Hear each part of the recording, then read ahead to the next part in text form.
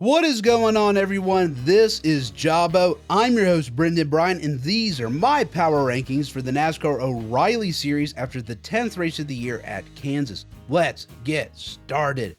My goodness, has it already been 10 races? Whew.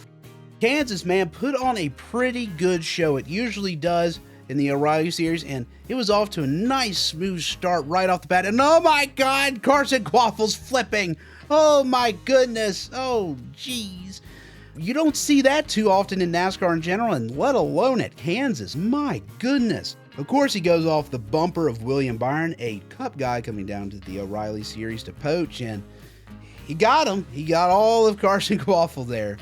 So, yeah, that's not playing up. And also took out Parker Retzloff, who was on a really good streak coming into this race. Hopefully, he'll rebound after next race.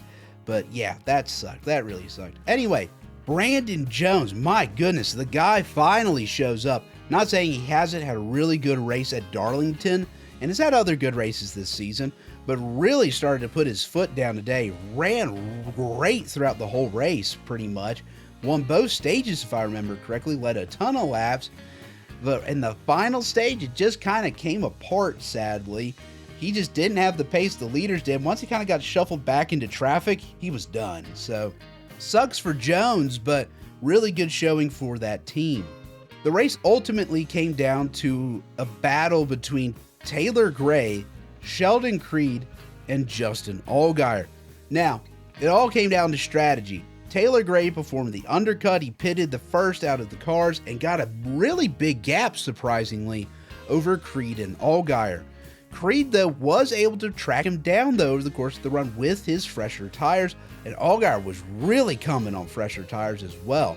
It really looked as if Sheldon Creed would get and pass Taylor Gray, and if you remember a few weeks ago at Las Vegas, Creed was the one that wrecked Taylor Gray, who was in a race-winning position. So, you know, was history about to repeat itself? Not really. It wasn't going to repeat itself, because Taylor Gray was able to find just that extra nth of speed right at the end and was able to maintain that gap over Sheldon Creed and Justin Allgaier to win his first race of the season, the second of his career. So congratulations to him.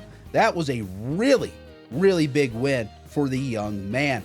It's kind of funny. I would have thought Brandon Jones or Brent Cruz would have been the first drivers to win for JGR this season full-time in the O'Reilly Series, but it's been William Sawalich and Taylor Gray. So really fun reverse there of expectations, but congratulations to him.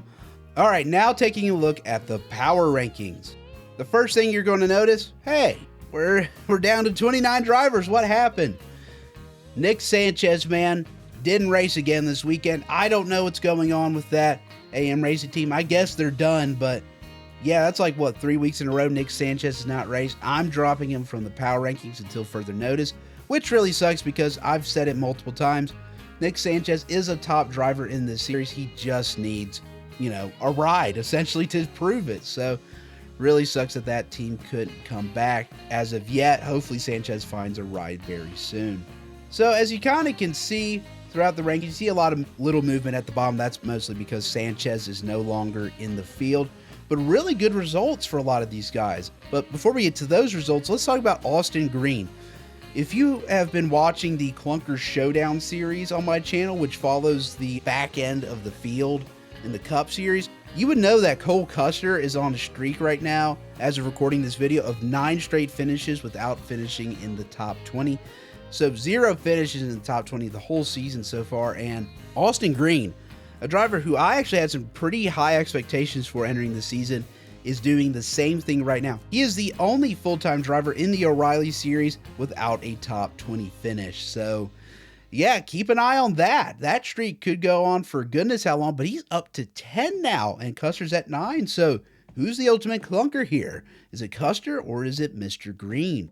Do want to give a shout out, like I previously said, to a lot of these back markers. Found some good results today at Kansas. You have Ryan Ellis 22nd, LeVar Scott, Josh Williams top 20 results. Kyle Sieg had a top 15 car.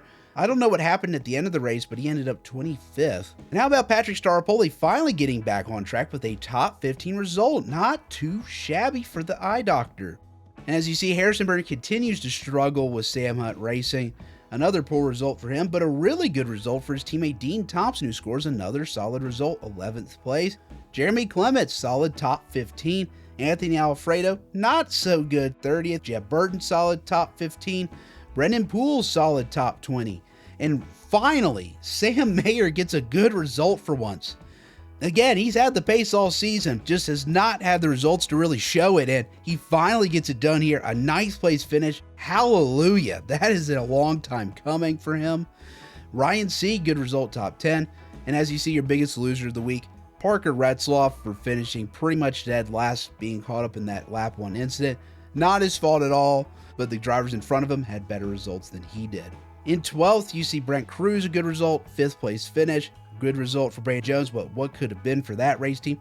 Raja Cruz, I had to move him down a spot. He's kind of struggling in that Jordan Anderson equipment. Not actually too bad result, 21st, I will say, though. The drivers in front of him, much better results. Taylor Gray, obviously your biggest winner of the week. He won the race, so he gains 5 spots in the standings, and then just a couple spots being flipped throughout the top of the leaderboard, with Justin Allgaier still remaining your number 1 driver in the power rankings, with 3 wins on the season. I also want to point out Austin Hill here.